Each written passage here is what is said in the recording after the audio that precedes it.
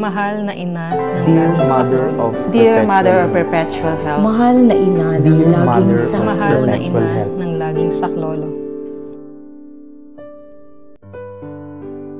Maraming pagkakataon na po na ako ang nakakabasa ng mga liham pasasalamat na ipinapadala sa iyo ng iyong mga deboto na nagsasalaysay kung paanong ang mga kahilingan nila ay natupad sa pamamagitan ng iyong tulong na maipaabot ito sa iyong bugtong na anak.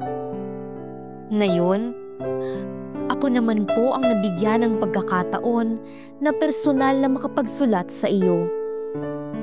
Maraming salamat po, mahal na ina, sa lahat ng iyong tulong, paggabay, panalangin at pagmamahal sa akin at sa aking pamilya. Lalo't higit sa gitna ng mga pagsubok na aming hinarap at kami iyong inalalayan. Good morning po, Yes Miss po. April. Yes, hi. Good morning po.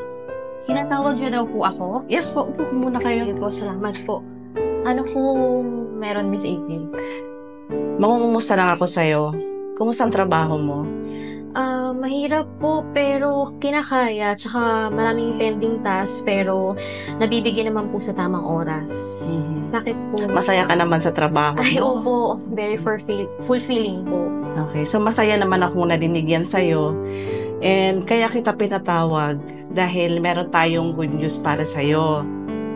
So sa ngayon po kasi ay napagdesisyonan na ng buong management na bibigyan ka na ng promotion. Dahil deserving ka naman. And actually marami pang mga empleyado na tinitingnan natin. Pero sa lahat po kasi ikaw yung nag-stood up sa lahat. So, kaya nakapag-decide ang management na bibigyan ka na ng promotion after ng assessment sa'yo. And medyo matagal ka na rin sa company at nakita naman yung effort. Ang malaki naman din at marami ka na rin ambag sa ating organisasyon. Totoo po ba yan, Miss April? Yes po. Ito po ay totoo. And ipapabasa ko sa iyo yung promotion letter natin.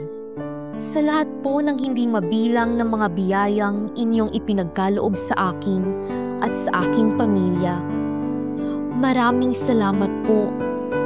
Pakipaabot po ang aking taus-pusong pasasalamat sa Panginoong Hesus. Muli po, maraming salamat sa aking mahal na ina ng laging saklolo.